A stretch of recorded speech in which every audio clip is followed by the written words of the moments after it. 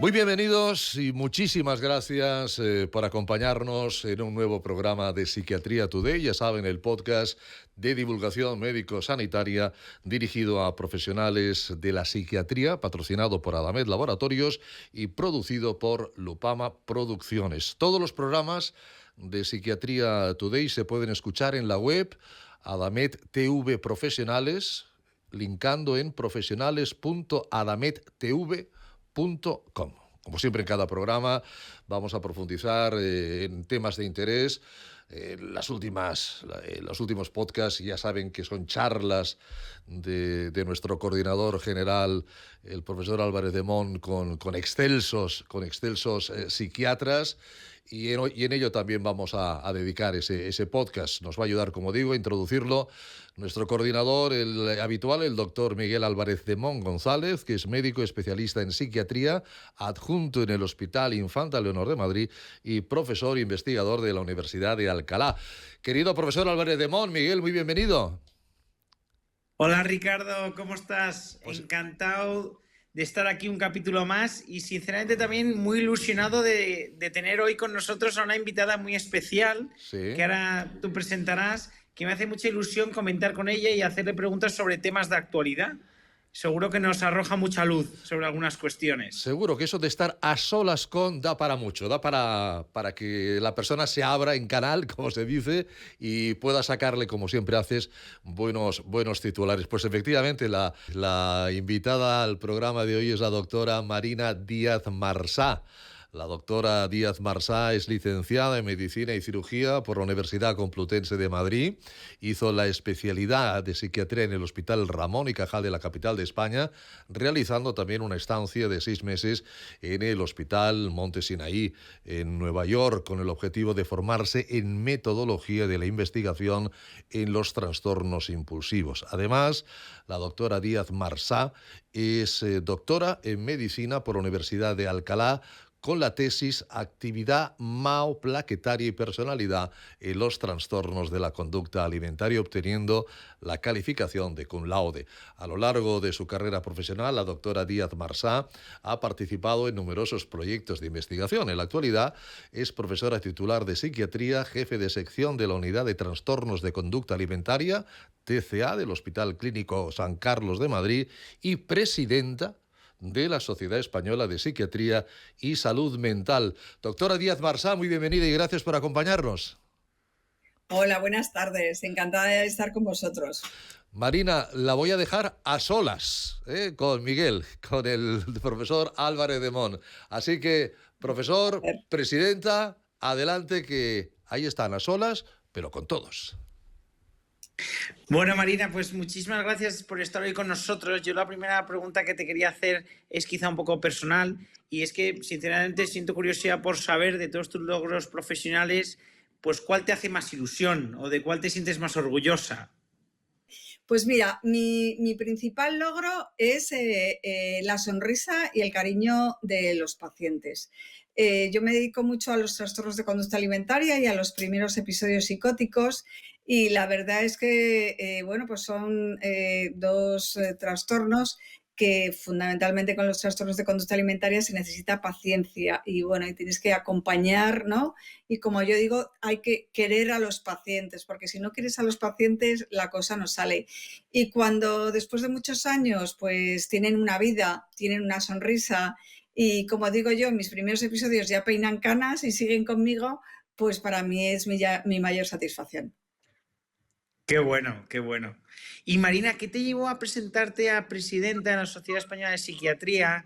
Y no sé si, además de contarnos un poco tus motivaciones y qué te llevó a presentarte, si nos pudieses contar de esta etapa, de esta nueva etapa profesional o de esta faceta, mejor dicho, de tu vida profesional, ¿de qué proyectos pues estás más orgullosa, de qué iniciativas o cuáles son los proyectos que estás llevando a cabo en la sociedad que te hagan más ilusión o que te parezca que van a hacer más bien a los psiquiatras y a la especialidad en general? Pues mira, la verdad es que la doctora Ana González Pinto y el doctor Víctor Pérez Sola un día me llamaron y me dijeron que por qué no me presentaba junto con Víctor Pérez Sola para ser la vicepresidenta de la Sociedad Española de Psiquiatría Biológica. Y bueno, pues me pareció un reto interesante. A mí siempre me ha producido mucho orgullo ser médico y ser psiquiatra. Y entonces, bueno, representar y trabajar por la psiquiatría de España y ser un poco la voz de los psiquiatras españoles, pues me pareció muy bonito. Posteriormente, la Sociedad Española de Psiquiatría y la Sociedad Española de Psiquiatría Biológica se unieron en una sola sociedad, la Sociedad Española de Psiquiatría y Salud Mental, y bueno, pues ahora me tocó ser la presidenta. También me enorgullece, bueno, pues que soy la primera presidenta de esta sociedad que soy mujer. Y bueno, es verdad que la psiquiatría es un colectivo muy femenino, pero a veces no muy representado, y me hace ilusión, bueno, pues el ser también mujer.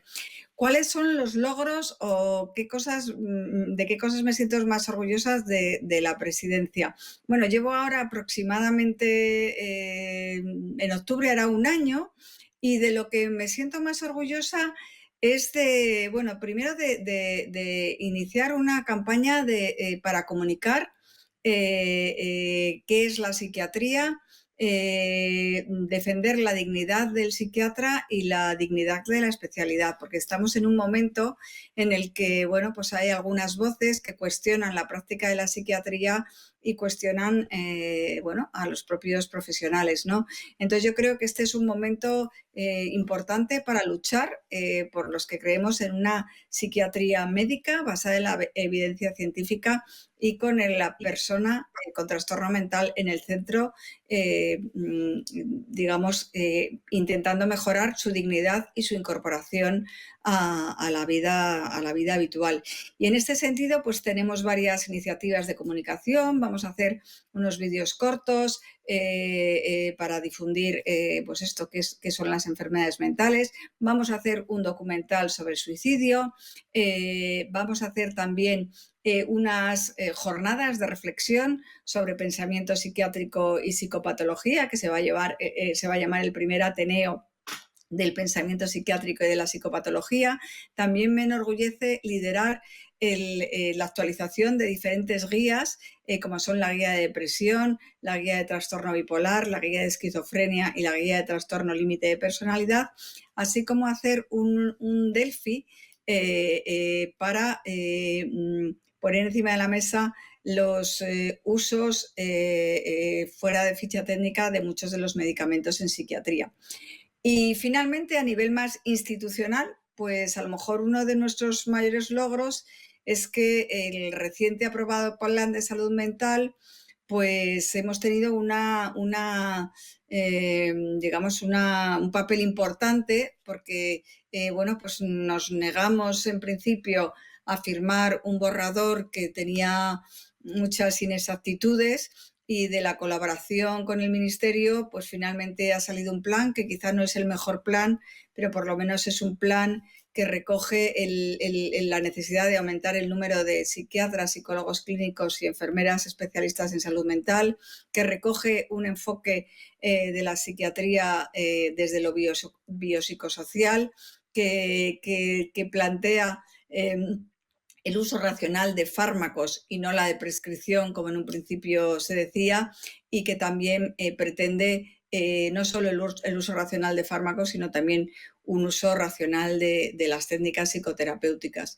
Y también hablar de un plan que siga aumentando y dignificando los derechos humanos en psiquiatría, pero seguir en este camino y que no pareciera como si en España la práctica de la psiquiatría no se basara en derechos humanos, y que no, que llevamos años haciendo que nuestra práctica se base en derechos humanos, pero bueno, ¿por qué no mejorar esa humanización y ese respeto a los pacientes?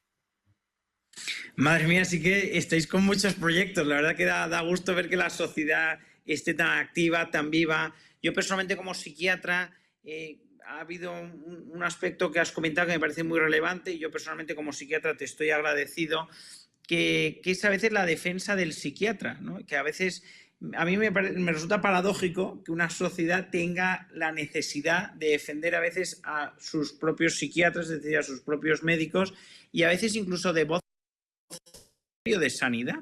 Entonces, a mí como me consta, porque bueno, lo he seguido más o menos, yo creo que tú misma a veces en redes sociales u otros miembros de la Junta Directiva, pues que ha tenido que haber negociaciones o ha tenido que haber un acercamiento de posturas. ¿Tú crees que con el Ministerio de Sanidad también otras especialidades tienen ciertas dificultades para acercar posturas? ¿Tú crees que desde el Ministerio de Sanidad también cuestionan el modo de prescribir de otros especialistas? Eso por un lado. Luego también te quería preguntar, a veces tengo la sensación que incluso desde dentro de la psiquiatría hay quien se quiere alejar de la medicina. Cuando a mí me ha encantado que tú has dicho, el orden que has dicho me encanta, que yo también me siento muy orgulloso de ser médico. A mí personalmente, oye, me siento orgulloso porque no creo que sea fácil entrar en medicina y a mí personalmente no me parece que sea fácil sacar la carrera. Entonces, yo estoy orgulloso. Yo quería ser médico y, oye, doy gracias a Dios de haber podido estudiar medicina. Y luego, pues tuve la suerte de poder elegir la especialidad que me gustaba, pero la verdad que estoy orgulloso en ese orden. No, primero soy médico y después soy psiquiatra. Entonces tengo una sensación, me extraña, no lo entiendo, cómo puede haber a veces incluso psiquiatras o ramas de la psiquiatría, facciones que se quieren alejar de la medicina. No sé, estos dos temas que te he sacado. Pues mira, yo lo que creo, bueno, lo primero, creo que la psiquiatría es especialmente cuestionada, ¿no? Yo sé que también hay diferencias con otras especialidades médicas y además diferencias en cuanto a algunos aspectos de intrusismo profesional y, como bien sabrás, ahora también diferencias en el estatuto marco que el Ministerio quiere sacar. Pero la psiquiatría es especialmente sensible porque, bueno, está muy ideologizada, ¿no? Y yo no entiendo cómo la medicina se puede ideologizar. Es decir, la medicina es una cosa técnica y, bueno, la psiquiatría tenemos la suerte de contar con esos aspectos antropológicos y de la persona que hacen que nuestra profesión sea tan holística y tan completa. Pero bueno, pues es una especialidad que parece ser que tiene que ver aquí en botas, cosa que yo ya digo que no lo puedo entender desde la medicina. Y bueno, se trata de hacer ideología porque es fácil hacer ideología de la salud mental, pero lo que no es fácil es menos fácil cuando tienes a los pacientes en la urgencia o cuando tienes a los pacientes en tu consulta o cuando tienes a alguien que se quiere suicidar. Ahí ya la política no entra y lo que entra en juego es la vida de la persona que está enfrente y cómo mejorarla, ¿no? Y yo creo que quizá a muchas personas que están en esos, en esos puestos políticos les falta clínica, les falta estar en la urgencia, les falta entender que a veces el trastorno mental nubla el conocimiento, la cognición, la conducta, ¿no? Y las emociones de la persona, y que no es más humano dejar ir a alguien que tiene riesgo de suicidio, sino que es mucho más humano proteger a alguien en un momento en el que no es libre porque su libertad está nublada por su enfermedad. Qué bueno. Y respecto a lo de que algunos incluso psiquiatras o algunas facciones de la psiquiatría quieran alejarse de la medicina, ¿te parece que es una exageración mía? ¿Compartes esta percepción? ¿Te has topado incluso con psiquiatras así? ¿Qué opinas? Porque a mí me ha encantado que te sientas orgullosa de ser médico, lo primero, vamos. Pues mira, es cierto que hay algunos psiquiatras que quizá hubo un momento cuando apareció la neurobiología y cuando los marcadores biológicos se pusieron en primer plano y, bueno, de alguna manera nos motivaron a seguir en el conocimiento neurobiológico, pues a lo mejor en un momento nos olvidamos, ¿no? De los aspectos más sociales o de los aspectos más psicológicos, o nos olvidamos de la psicoterapia, que es que los psiquiatras hacemos psicoterapia y parece que eso no se sabe.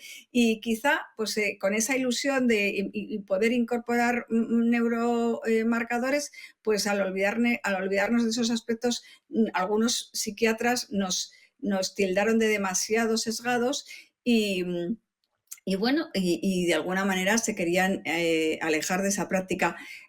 Lo que yo creo que no entienden es que la práctica de la psiquiatría es holística, o sea, que incluye todos los aspectos, los factores psicológicos, los factores familiares, los factores traumáticos, los factores biológicos, y de lo que se trata es de devolver al enfermo a la sociedad. Y mientras, o sea, no se trata de remitir síntomas, se trata de conseguir que un enfermo tenga una vida plena. Y para eso es imposible si no abordas todos los aspectos de la enfermedad mental. Y todavía, piensan algunos sectores que nosotros no tenemos este enfoque integral, y de ahí un poco fue también la idea de unir las dos sociedades científicas anteriores, la biológica y la española, en una sola, desde ese entendimiento de la enfermedad mental desde un punto de vista holístico, incluyendo y abordando todos los aspectos y haciendo un abordaje pluridisciplinar, ¿no?, que consiga esa remisión de la enfermedad. Entonces yo creo que hay algunos psiquiatras que nos siguen encasillando en un modelo estrictamente biológico, y eso no es real. O sea, yo que me dedico, por ejemplo, mucho a los trastornos de conducta alimentaria, si un trastorno de conducta alimentaria no hace psicoterapia o no abordes aspectos familiares, traumáticos o psicológicos, es imposible, ¿no?, que remita. Entonces no entiendo por qué nos siguen poniendo una etiqueta que ya está obsoleta y que ninguno de los psiquiatras que integran nuestra sociedad se cree. Es decir, el abordaje biopsicosocial y el afrontamiento holístico es el núcleo digamos, la señal que identifica a nuestra sociedad y a los psiquiatras que trabajan con nosotros. No, la verdad que da gusto escucharte porque lo explicas muy bien y con mucha contundencia.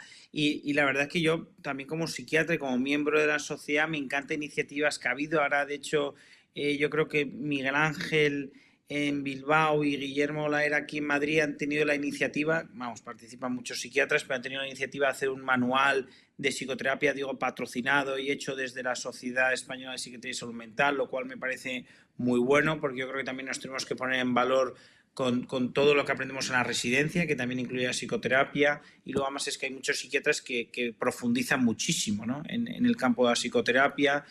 Y luego también me parece que la fusión de las dos sociedades, a mí me parece que fue un éxito. Y luego yo también como psiquiatra creo que hacéis muy bien fomentando también la investigación. De hecho, en la Sociedad Española de Psiquiatría el Congreso da premios, ¿no? Intenta incentivar la investigación premiando pues a aquellos que se dedican a ello, premiando algún artículo bueno, pósters y unidades clínicas. O sea que a mí personalmente esas acciones que hace la sociedad me hace sentir orgulloso de pertenecer a la sociedad, y me parece que pone también que es importante que desde la sociedad pongan en valor lo que hacemos los psiquiatras, porque de hecho la investigación, que yo sepa, yo veo así las líneas de investigación de los principales investigadores en España, a lo mejor de los del grupo Ciber o grupos que destacan.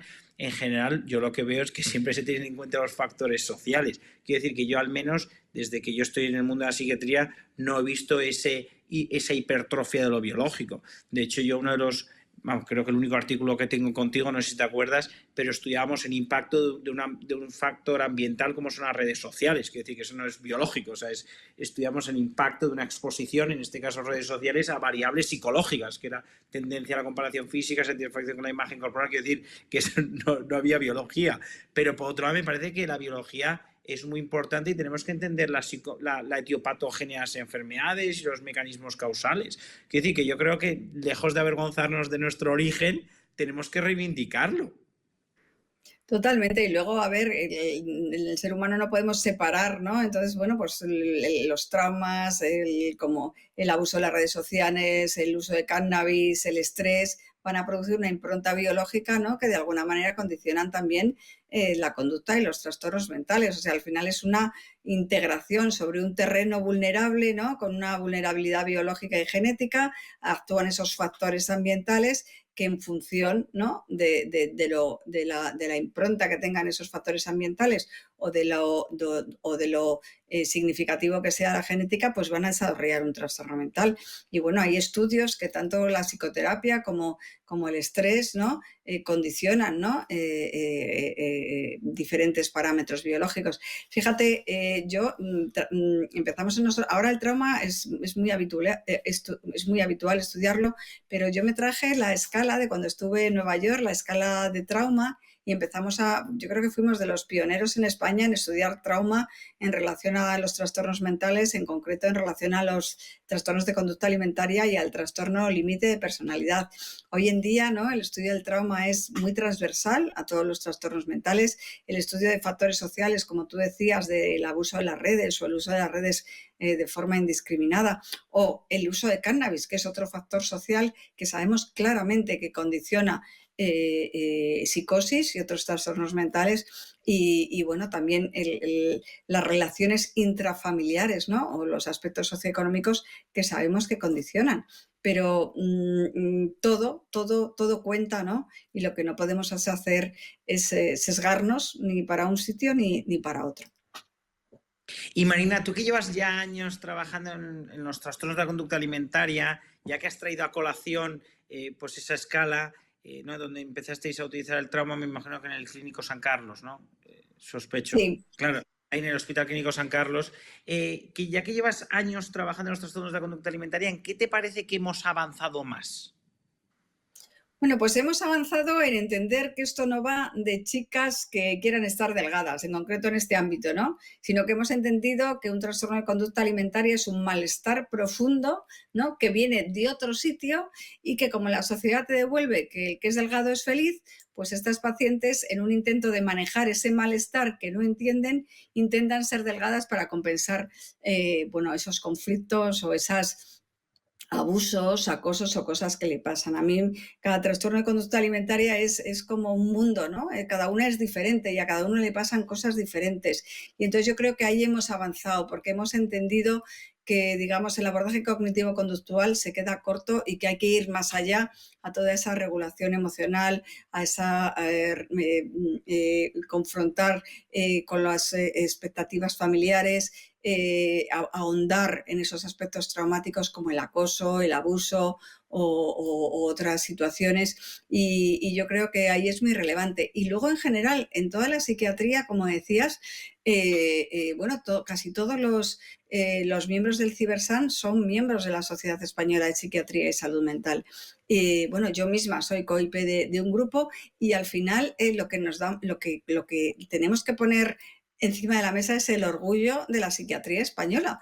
Tenemos autores con artículos, con índices de impacto de primera línea. Nuestra revista, la revista de la Sociedad Española de Psiquiatría y Salud Mental, está en el primer cuartil del índice Impact de las revistas científicas, y lo que tenemos que decir es que en España se hace una buena psiquiatría, ¿no?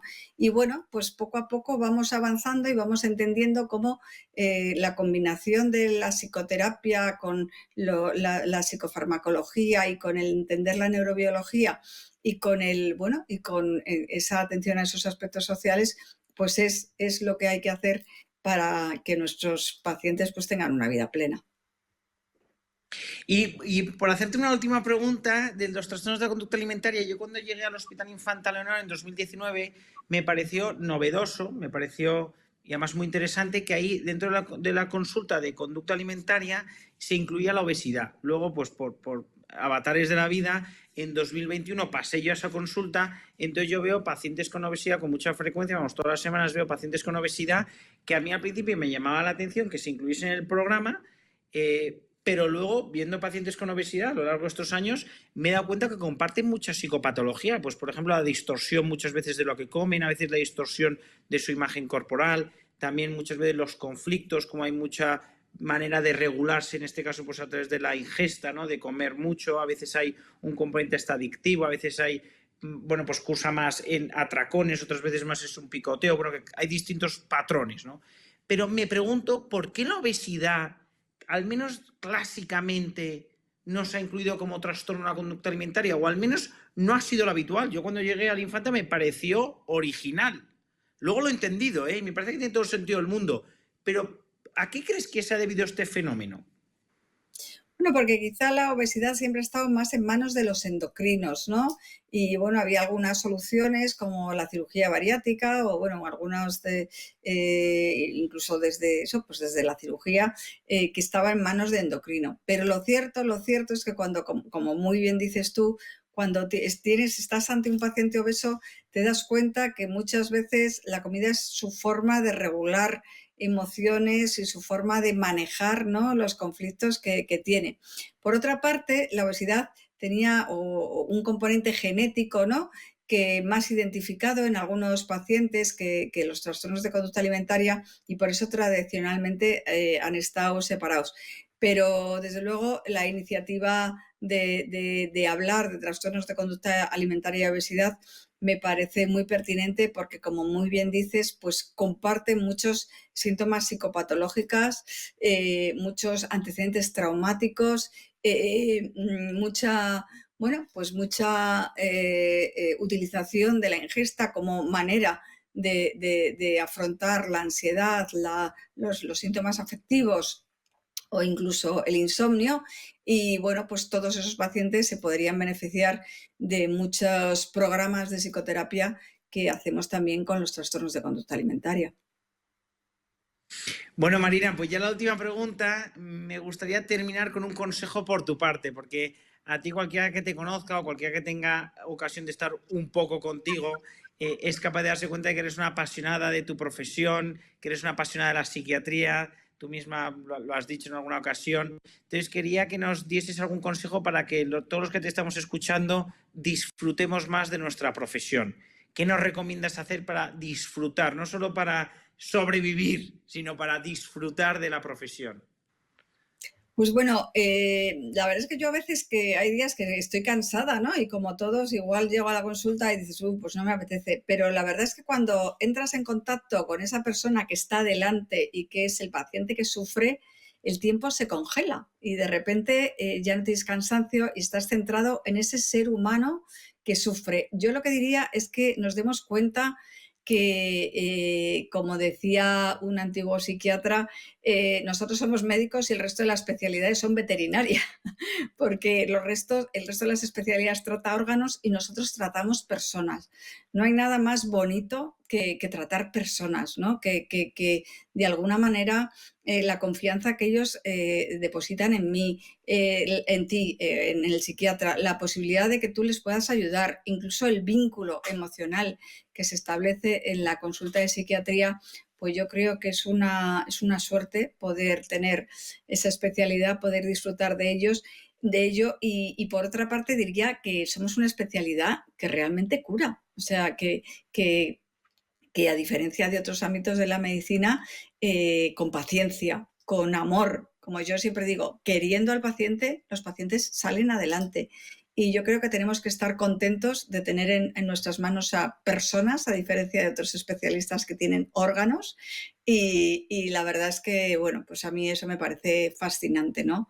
Y bueno, es un reto cada día, ¿no? Porque cada persona, cada individuo es él y no es otro. Y eso realmente, pues es muy, yo diría, muy motivante, ¿no? Esa luz, ¿no?, que tienen los depresivos o el paciente que mejora, esa luz, como decíamos, ese olor que tenemos psicopatológico algunos psiquiatras, ¿no?, de identificar, ¿no?, pues esos cambios afectivos o ese cambio, ¿no?, en los pacientes, pues la verdad es que yo creo que nos debe llenar de orgullo y nos debe infundir a estar más motivados. Bueno, pues muchas gracias, Marina. La verdad que ha sido un placer estar contigo este rato. Ha sido una conversación muy amena y sobre todo muy nutritiva. O sea que muchísimas gracias. Pues nada, muchísimas gracias a ti por invitarme a este programa que me parece estupendo, ¿no? Y que de alguna manera pues hace que todos nos conozcamos un poco más y también entiendo que por este programa han discurrido compañeros, ¿no?, que son verdaderas figuras y verdaderas líderes en sus diferentes ámbitos, lo cual es un orgullo para todos. Hemos disfrutado escuchando a la doctora Marina Díaz Marsá y al doctor Miguel Álvarez de Mon. A ambos, como siempre, muchísimas gracias. Ha sido un placer escucharos y sobre todo mucha fuerza, Marina, por todos los proyectos que tiene la Sociedad Española de Psiquiatría y Salud Mental, que son muchos y que seguro que van a salir fantásticamente bien. A ambos, muchísimas gracias y hasta un próximo día. Buenas noches. Muchas gracias. Buenas noches. Gracias. Gracias, Miguel. Gracias, Marina. Bueno, nosotros terminamos y como siempre terminamos diciéndoles que por favor, si ustedes quieren mandarnos sugerencias, tienen preguntas, recuerden que hay un correo electrónico específicamente para ello, que es contacto@psiquiatriatoday.com. El programa, este podcast, ha sido patrocinado por Adamed Laboratorios y producido por Lupama Producciones. Como siempre, muchísimas gracias por haber estado con nosotros, por su atención y hasta el próximo podcast.